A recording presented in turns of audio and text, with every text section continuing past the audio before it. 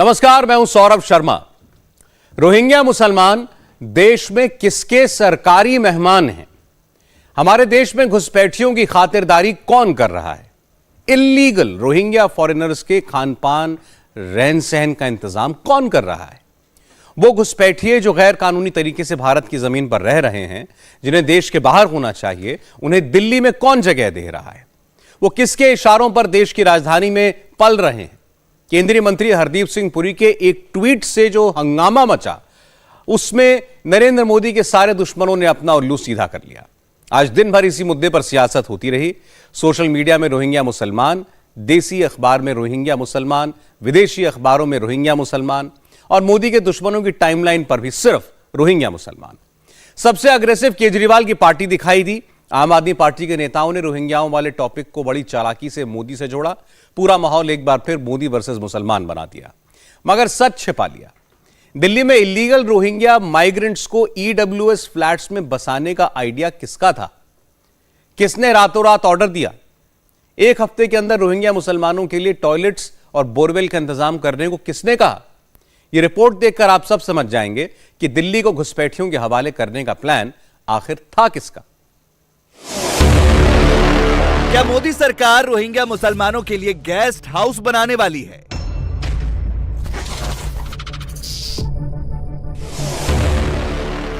क्या रोहिंग्या मुसलमानों को पुलिस प्रोटेक्शन मिलेगा?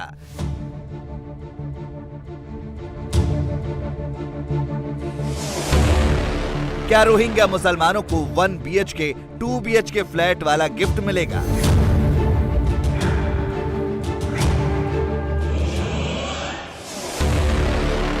क्या रोहिंग्या मुसलमान अब बनेंगे मोदी सरकार के सरकारी मेहमान? रोहिंग्या मुसलमानों को बसाने वाली थ्योरी में कितना सच है, कितना झूठ है? खबर की शुरुआत केंद्रीय मंत्री हरदीप सिंह पुरी के एक ट्वीट से हुई। ट्वीट में कहा गया कि एक ऐतिहासिक फैसले में सभी रोहिंग्या शरणार्थियों को दिल्ली के बक्करवाला इलाके में ईडब्ल्यूएस फ्लैट्स में ट्रांसफर किया जाएगा। उन्हें मूलभूत सुविधाएं, UNHCR IDs और round the clock police protection भी दी जाएगी। हरदीप सिंह पुरी का यह ट्वीट सुबह 7:30 बजे आया और जंगल में आग की तरह फैल गया। घंटे 2 घंटे नहीं, कई घंटों तक यही हैशटैग नंबर 1 पर रहा। 100-200 नहीं, हजारों की संख्या में तुरंत लोगों के रिएक्शंस आने लगे। 3 टाइम खाना, 24 घंटे सुरक्षा वाली हेडलाइन छप गई। जिसे देखो उसे हर कोई अचानक रोहिंग्या शरणार्थी वाला माहौल बनाने लगा। देश में हल्ला हुआ तो विदेशी गैंग भी एक्टिव हुआ। अरब न्यूज में भी रोहिंग्या शरणार्थियों वाली खबर छप गई। बांग्लादेशी अखबार भी फटाफट हेडलाइन बनाने लगा। विदेशी न्यूज एजेंसियां भी मौके की तलाश में थीं। रोहिंग्या मुसलमानों को पुलिस प्रोटेक्शन मिलेगा, 1 BHK 2 BHK मिलेगा, फ्लैट मिलेगा, ये मिलेगा, वो मिलेगा, कह कहकर जबरदस्त शोर मचाया गया। एक साथ सिलसिलेवार तरीके से पाकिस्तानी हिंदू, UNHCR बक्करवाला फ्लैट्स और मोदी सरकार ट्रेंड करने लगा। अचानक पूरा का पूरा टॉपिक मोदी और मुसलमान बना दिया गया।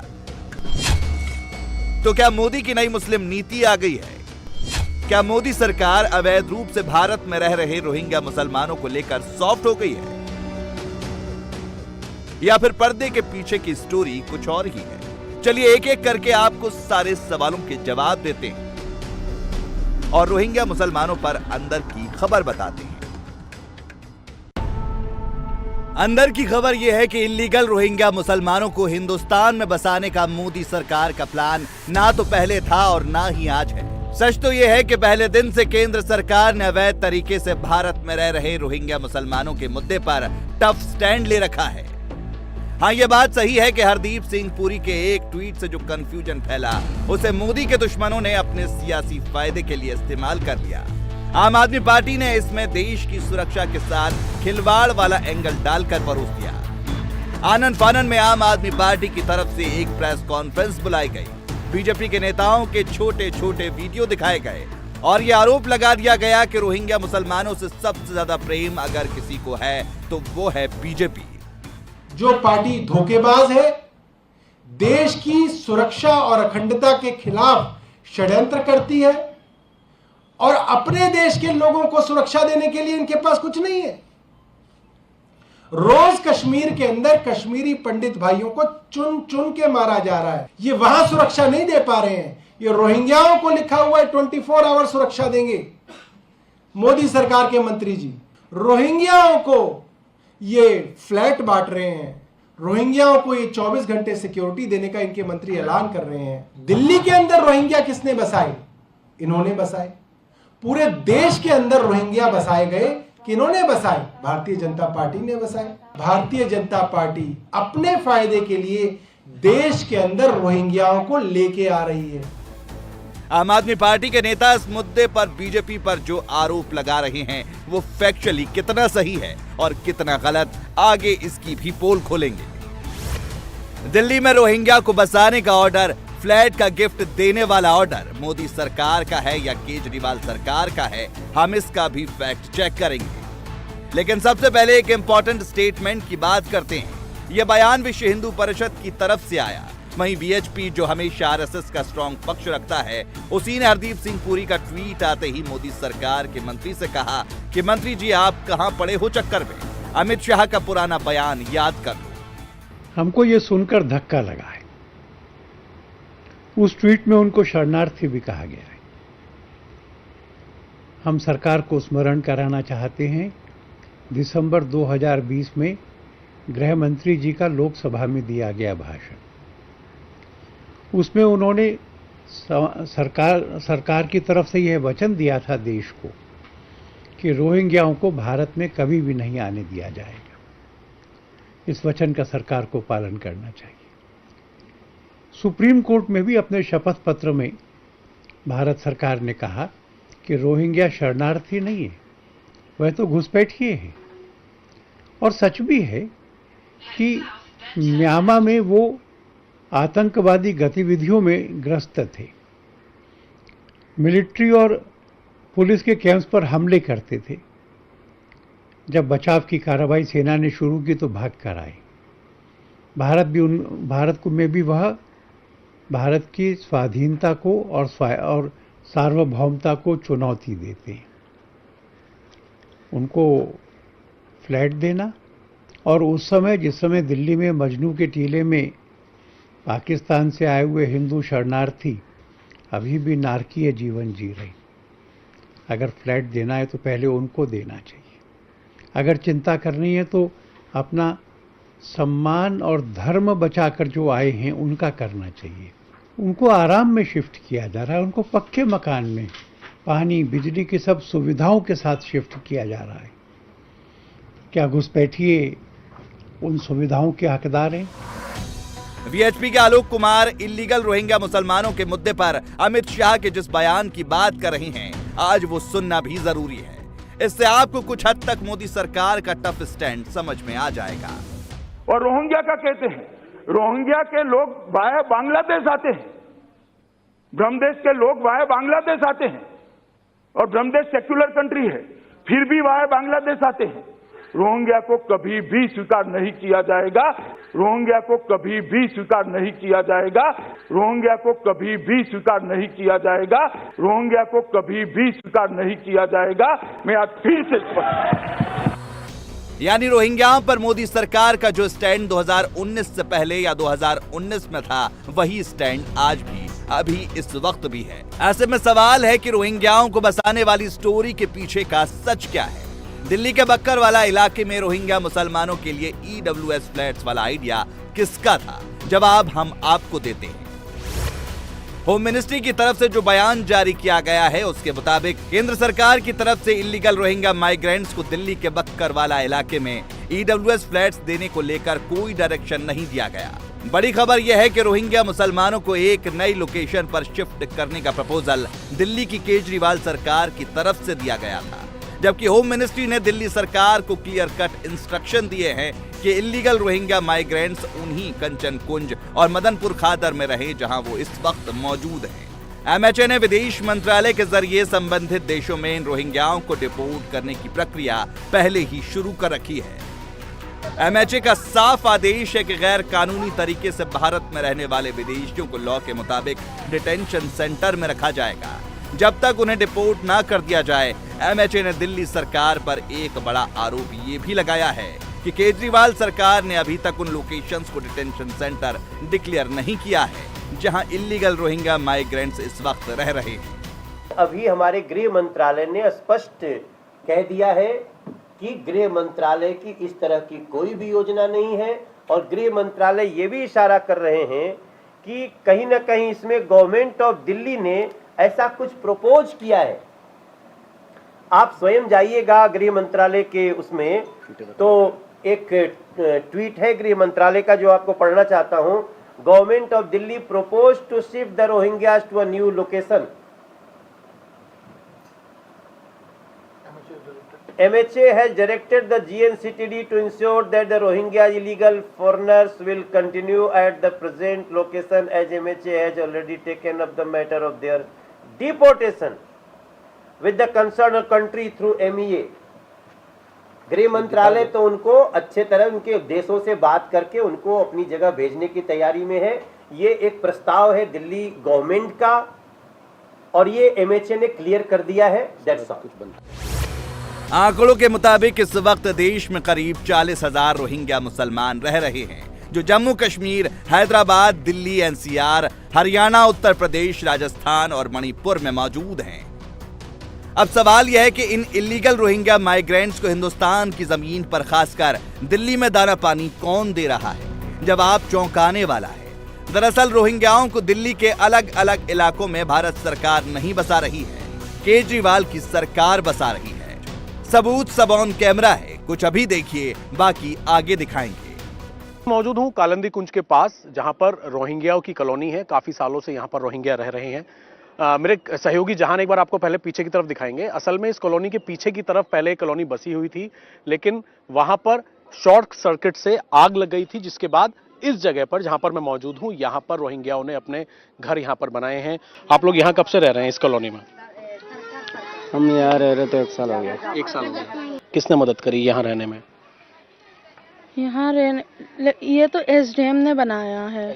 जी, जो दिल्ली सरकार के अंडर में, जो बिजली भी SDM की तरफ से ही है। अच्छा। दिल्ली सरकार के तरफ से लाइट को सुविधा कर दिया और पानी को सुविधा कर दिया केजरीवाल के तरफ से। केजरीवाल जी, बिजली फ्री, पानी के लिए सुविधा, वही वाला सुविधा मिल रही। यहाँ दोबारा से बसाने में आप लोगों को किसने मदद करी? यहाँ आप लोगों की सुविधाएं किसने दी आप लोगों को? दिल्ली सरकार ने दी है, वो विधायक ने नहीं, यहाँ से जो जिन्होंने जो सरकारी मुलाजिम, हाँ, वो इन्होंने दिया है। क्या क्या सुविधाएं यहाँ आप लोगों को दी सरकार की तरफ से? क्या क्या लगा रखा है, जो ठेन लगा दिया है उन लोगों को। बिजली पानी की सुविधा मिली? हाँ, बिजली तो दे दिया है। बिजली पानी, गैस चूल्हा भी है, कूलर भी है, मुफ्त का बिजली कनेक्शन भी है।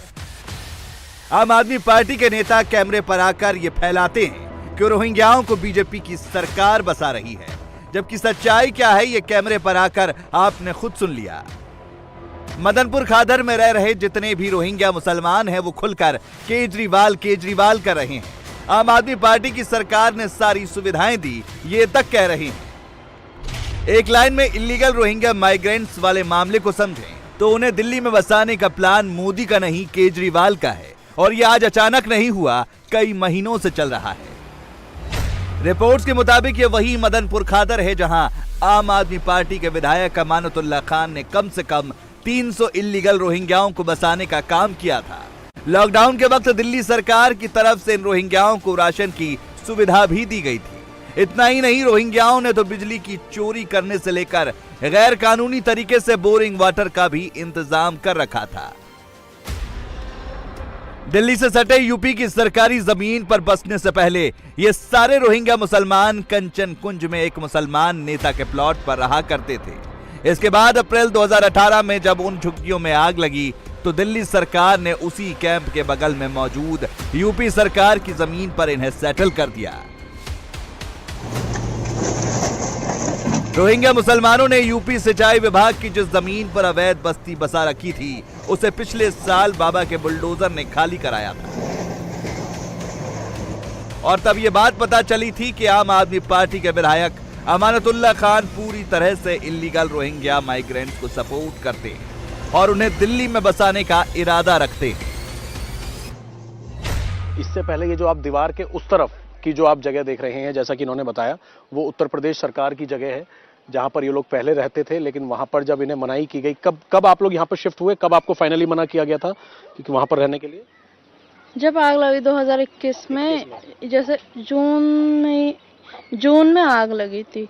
हाँ, तो जून 2021 में उस तरफ आग लगी थी, वो उत्तर प्रदेश सरकार के एरिया में आता है एरिया। फिर इन्हें मना किया गया वहां पर रहने के लिए, जिसके बाद इन लोगों का ये कहना है जो यहाँ पर रिफ्यूजी रह रहे हैं कि दिल्ली गवर्नमेंट ने इनकी यहाँ पर रहने में मदद की। हालांकि अभी सेंट्रल गवर्नमेंट की तरफ से जो है जिस तरीके की जानकारी दी गई है, ट्वीट करके ये जानकारी दी गई है कि दिल्ली सरकार का जो प्रपोजल था उसे अभी नहीं माना गया है क्योंकि बक्करवाला में इन फैमिलीज को शिफ्ट किया जाएगा, बल्कि जहां पर कालंदी कुंज या फिर इन इलाकों में जो इलीगल फॉरेनर्स रह रहे हैं, रोहिंग्याज जो अवैध तरीके से रह रहे हैं, उनके बारे में कहा गया है कि वहीं पर डिटेंशन सेंटर दिल्ली सरकार इमीडिएट तौर पर बनाए ताकि यहीं पर इन्हें रखा जाए और फिर इनके ट्रांसपोर्ट करने का जो सिलसिला है वो आगे प्रोग्रेस में लाया जाए। केजरीवाल सरकार रोहिंग्या मुसलमानों वाले मुद्दे पर बीजेपी को घेर रही है, मगर क्या वाकई वही सच है? जवाब है नहीं। 29 जुलाई को दिल्ली के चीफ सेक्रेटरी की मौजूदगी में एक मीटिंग होती है और जल्दबाजी में यह फैसला लिया जाता है कि इन सारे रोहिंग्या घुसपैठियों को ईडब्ल्यूएस के फ्लैट्स में शिफ्ट कर दिया जाए। मीटिंग का मुद्दा ही यही होता है कि कंचन कुंज और मदनपुर खादर से कैसे रोहिंग्याओं को दूसरे लोकेशन पर भेजा जाए। इसके लिए मीटिंग में घर को तत्काल प्रभाव से रेडी करने का ऑर्डर दे दिया जाता है। टॉयलेट, बोरवेल, सबका इंतजाम 1 हफ्ते के अंदर करने को कहा जाता है। अरविंद केजरीवाल जी, जहां पे ये घुसपैठिए हैं रोहिंग्या, ये आपकी सरकार का कर्तव्य था, जिम्मेदारी थी कि आप इसको डिटेंशन सेंटर घोषित करें कानून के तहत, लेकिन आपने ऐसा नहीं किया। तो अरविंद केजरीवाल जी, पहला प्रश्न मेरा यह है कि आपने डिटेंशन सेंटर इसे घोषित क्यों नहीं किया? और यह देश की अखंडता के लिए एक खतरा है, देश की सुरक्षा को यह बाधित करता है। ये भी दर्शाता है कि अरविंद केजरीवाल की नीयत में खोट है। उनको देश से, दिल्ली वासियों से मतलब नहीं है, उनको अपनी राजनीति करनी है। सत्ता पाने के नशे में अरविंद केजरीवाल जी, आप भारत की अखंडता को भी तार तार कर देंगे। तो इस देश की जनता आपसे ये पूछ रही है, आप रोज मीडिया में आते हैं, अपनी बात तो कहते हैं, सच्चाई की जगह झूठ बोल के जाते हैं, कृपया करके ये स्पष्टीकरण जरूर दीजिए। विदेशी धरती पर जो भारत विरोधी ताकतें हैं, इनसे अरविंद केजरीवाल जी आपकी क्या सांठगांठ है? हरदीप सिंह पुरी के जिस ट्वीट की आड़ में आम आदमी पार्टी की सरकार तुष्टीकरण की राजनीति कर रही है, मोदी पर अटैक कर रही है, अब उसका सच भी सामने आ गया है। यह बात सच है कि हरदीप पुरी के एक भ्रामक ट्वीट से कंफ्यूजन की स्थिति पैदा हुई, मगर एमएचए की तरफ से सफाई आते आते देर क्यों हुई, इसकी इनसाइड स्टोरी भी आ गई है। दरअसल हरदीप सिंह पुरी ने न्यूयॉर्क में रहते हुए रोहिंग्याओं को शिफ्ट करने वाला ट्वीट किया और सरकार के टॉप लेवल सिस्टम को टैग कर डाला।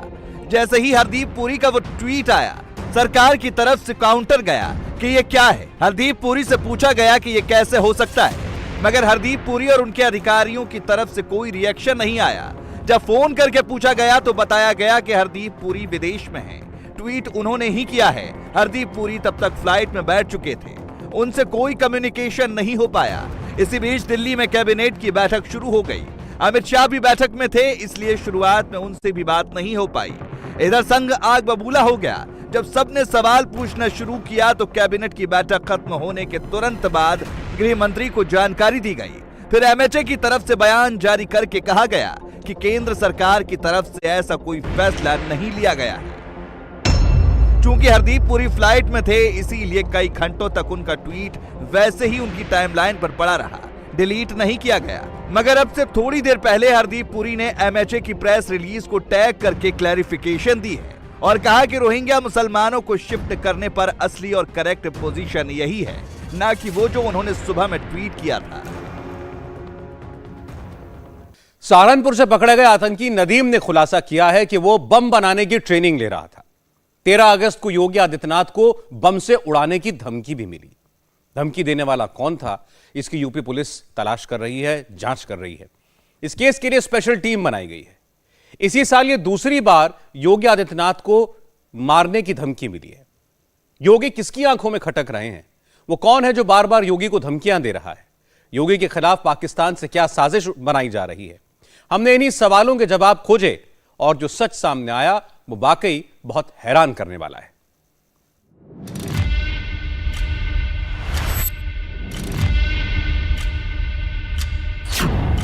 योगी को 10वीं धमकी, बम से उड़ा दूंगा। योगी आदित्यनाथ को मिली 10वीं सबसे लेटेस्ट धमकी है।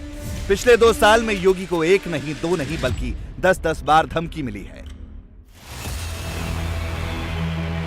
और हर बार मारने की धमकी का तरीका बदला है। भगवाधारी मुख्यमंत्री को जान से मारने की धमकी देने वाले कौन हैं? योगी के दुश्मन कौन हैं? कितने हैं? कहां हैं?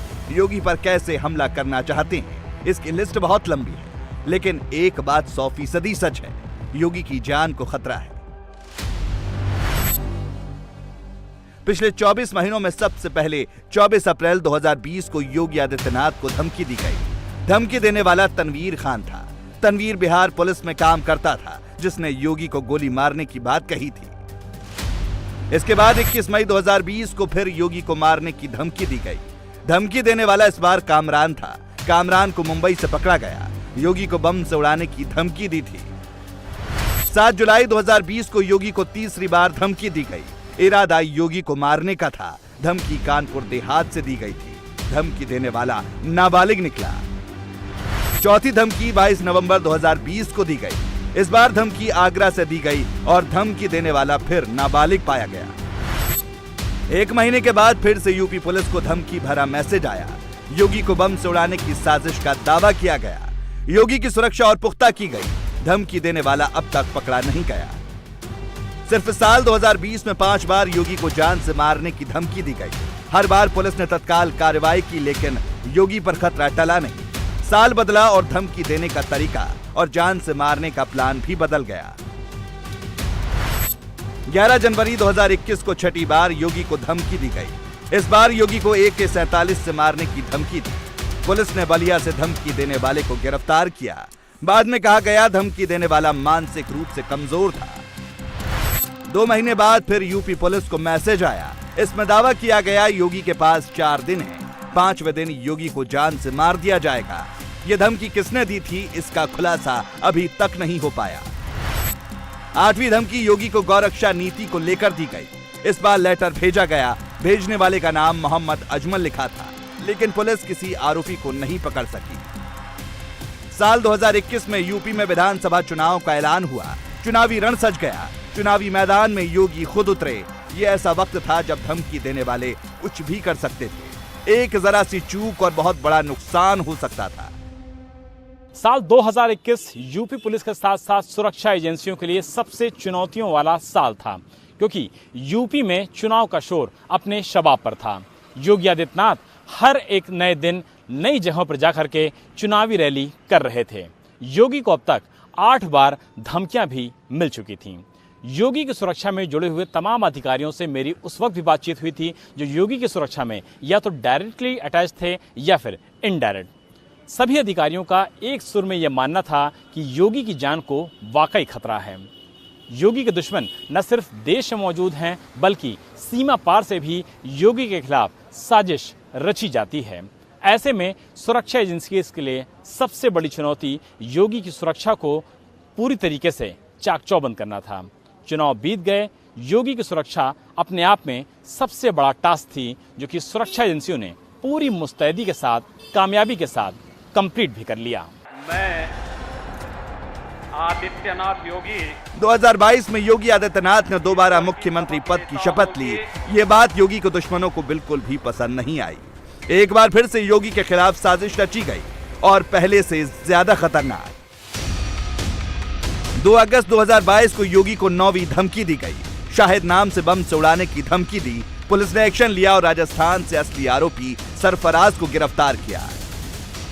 11 दिन बाद फिर से योगी को मारने का ऐलान किया गया। लखनऊ में लावारिस बैग मिला, जिसमें भी योगी को बम से मारने की धमकी दी। योगी आदित्यनाथ ऐसे मुख्यमंत्री हैं जो कहते हैं उसको बुलडोजर की चोट पर पूरा करते हैं। योगी को जब यूपी का जिम्मा सौंपा गया, उस वक्त यूपी क्राइम लिस्ट में बहुत ऊपर था।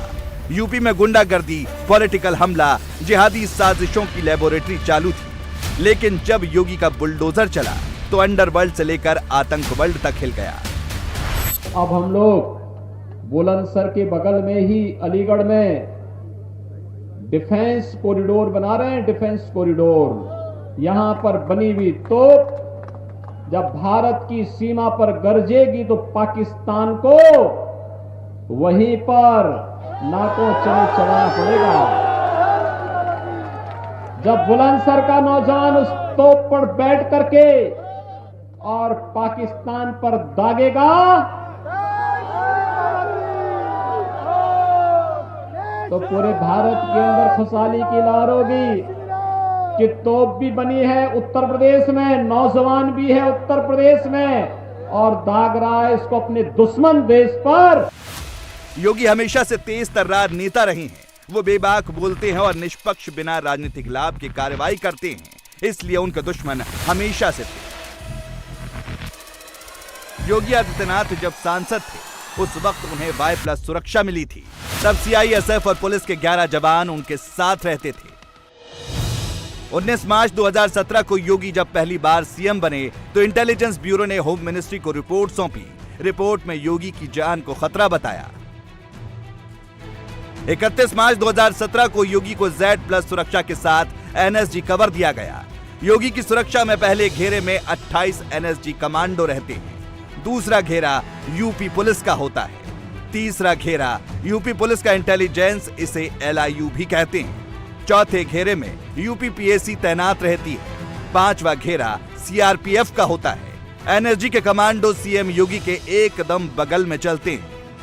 मुख्यमंत्री योगी आदित्यनाथ की सुरक्षा व्यवस्था काफ़ी ज़्यादा संवेदनशील रहती है। इसका अंदाज़ा इसी बात से लगाया जा सकता है कि मुख्यमंत्री जब भी लखनऊ में होते हैं तो उनके जो सरकारी ऑफिशियल रेजिडेंस है यानी कि 5 कालिदास मार्ग, यहाँ पर भी सुरक्षा व्यवस्था चाक चौबंद रहती है। हम इस समय 5 कालिदास मार्ग पर मौजूद हैं और 5 कालिदास पे आप देखिए कि यहाँ पर जो गेट लगे हुए हैं, जब तक यहाँ पर आपके बारे में जानकारी नहीं होगी, यानी कि मुख्यमंत्री जब तक आपसे मिलना नहीं चाहेंगे तब तक यहाँ से कोई भी गाड़ी अंदर नहीं जा सकती है। यहाँ पर लखनऊ पुलिस के जो जवान हैं वो तैनात होते हैं। यहाँ पर लखनऊ पुलिस के जो बैरिकेड्स हैं वो लगाए जाते हैं और हर वक्त जो सुरक्षा के जवानों की, PAC के जवानों की, प्लाटूनों की जो सुरक्षा व्यवस्था है वो यहाँ पर निरंतर अंदर जाती रहती है और आती रहती है।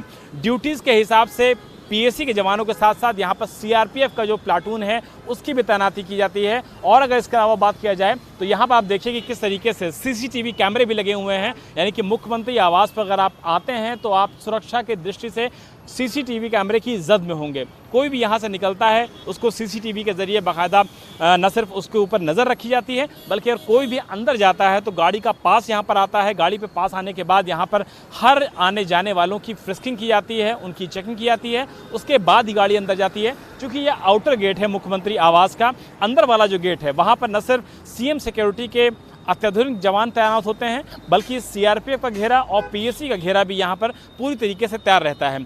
अंदर मुख्यमंत्री का ऑफिशियल रेजिडेंस यानी कि 5 कालिदास मार्ग है, जहाँ पर CM सिक्योरिटी के अलावा NSG के ब्लैक कैट कमांडो तैनात होते हैं, जो कि मुख्यमंत्री की सुरक्षा में हर वक्त पूरी नज़र के साथ, पैनी नज़र के साथ मौजूद रहते हैं। योगी आदित्यनाथ पर पाकिस्तान की भी खास नजर बनी हुई है। योगी क्या करते हैं, क्या करने वाले हैं, इस पर बॉर्डर पार जबरदस्त चर्चा होती है। यूपी के वजीर आला जिनका नाम योगी आदित्यनाथ है, जो भारत के अंदर बीजेपी सरकार के अंदर है, मोदी के बाद दूसरे खतरनाक तरीन शख्स हैं। पाकिस्तान को योगी का वर्चस्व चुभता है। योगी का बड़ा ताकत पाकिस्तान को डराता है। योगी को बार बार बम से उड़ाने की धमकी दी जा रही है। क्या यह सिर्फ धमकी भर है या फिर कोई सोची समझी जिहादी साजिश? इस सवाल का जवाब सहारनपुर से मिल जाएगा। कैसे बम बनाना है, कितना विस्फोटक मिलाना है, आरडीएक्स कब मिक्स करना है, डेटोनेटर को कैसे कनेक्ट करना होगा, छोटी से छोटी जानकारी इस फाइल में मौजूद है। ये जिहादी बम बनाने का ऑनलाइन कोर्स है जो सहारनपुर में बैठकर मोहम्मद नदीम सीख रहा था, और सिखाने वाला पाकिस्तानी आतंकी ग्रुप जैश-ए-मोहम्मद है, जिसके टारगेट पर पूरा भारत और आजकल वो यूपी में ज्यादा एक्टिव है। सहारनपुर से 717 किलोमीटर दूर फतेहपुर में भी ऐसी साजिश रची जा रही थी। फतेहपुर में हबीबुल इस्लाम गजवाए हिंद की तैयारी कर रहा था, उसी गजवाए हिंद की जिस पर पाकिस्तान में नॉन स्टॉप कमेंट्री चलती रहती है। पाकिस्तान जब जब गजवाए हिंद का ख्वाब देखता है, उसको योगी आदित्यनाथ डरा देते हैं। योगी उत्तराखंड प्रदेश का वजीर आला, हाँ एक कहता जरा ये जरा गल सुनो। हिमाचल प्रदेश ने जेड़े वजीर आला जोगी साहब जोगी भी कहते पे क़यामत तक गज़बा हिंद नहीं होने देंगे। हाँ, क़यामत तक गज़बा हिंद नहीं होने देंगे। ओए अल्लाह दे बदिया है जड़ियां गल्लां हैगियां ने, जड़ी गल मैं करना पिया है नहीं होने देंगे। एक खाली पीर पिंजर नहीं आखना, पीर पिंजर दी गल्लां नहीं हैगियां। हाँ, पीर पिंजर दी गल्लां नहीं हैगियां ने, ये अल्लाह दे महबूब दियां इरबले महबूब दियां या रसूलुल्लाह सल्लल्लाहु अलैहि वसल्लम दी जुबान विचों निकली दियां कि गज़बा हिंद होसी और इस्लाम नु फतेह भी होसी। हबीबुल इस्लाम की निगाहों में हिंदू काफिर हैं। वो पूरे हिंदुस्तान में इस्लाम का राज कायम करना चाहता है, ठीक जैसा पाकिस्तान का प्लान भी है। सोचिए, जिस राज्य के मुख्यमंत्री योगी आदित्यनाथ हैं, वहां से गज़वाए हिंद की साजिश रची जा रही थी। खतरा वाकई में बहुत हाई लेवल का है। अंदर ही अंदर कई जिहादी साजिश रची जा रही हैं। आतंकवादी गतिविधियों पर नजर रखते हुए जो सतर्कता बरती जा रही थी, उसके क्रम में आजमगढ़ से सबाउद्दीन आजमी एवं सहारनपुर से मोहम्मद नदीम की गिरफ्तारी के बाद एक और उल्लेखनीय सफलता उत्तर प्रदेश एटीएस ने प्राप्त की है। दिनांक 12/8/22 को गिरफ्तार नदीम से की गई प्रारंभिक पूछताछ से प्रकाश में आए अभियुक्त हबीबुल इस्लाम उर्फ सैफुल्लाह को विवेचक के निर्देश पे फतेहपुर से कानपुर लाकर फील्ड यूनिट कानपुर द्वारा पूछताछ की गई तथा साक्ष्यों के आधार पर इसकी गिरफ्तारी की गई। यह व्यक्ति मूलतः जनपद मोतिहारी बिहार का रहने वाला है। हबीबुल द्वारा यह स्वीकार किया गया कि वह नदीम को जानता था तथा दोनों एक ही आतंकी नेटवर्क जैश-ए-मोहम्मद से जुड़े हुए थे। योगी आदित्यनाथ अब सिर्फ एक मुख्यमंत्री का नाम नहीं रहा है, बल्कि योगी मॉडल एक ऐसा फॉर्मूला बन गया है जिसकी मांग दिल्ली से लेकर कर्नाटक तक में होती है। जहां पर भी अपराध होता है, दंगे होते हैं, वहां पर योगी मॉडल लागू करने की डिमांड होती है।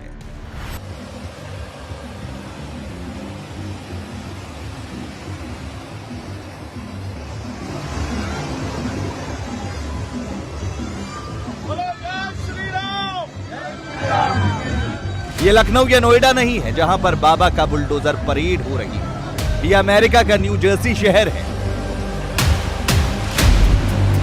जहां पर भी योगी मॉडल ट्रेनिंग है।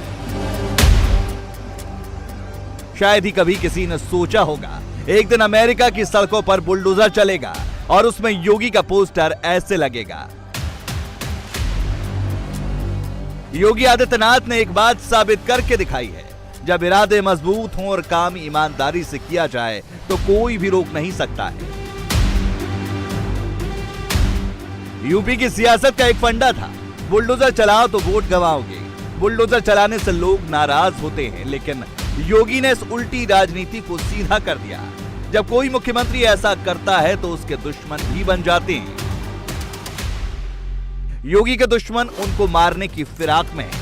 धमकियां देते हैं, साजिश रचते हैं, मगर वो भूल जाते हैं योगी के दुश्मन से ज्यादा योगी के चाहने वाले हैं, जो हमेशा उनके साथ हैं।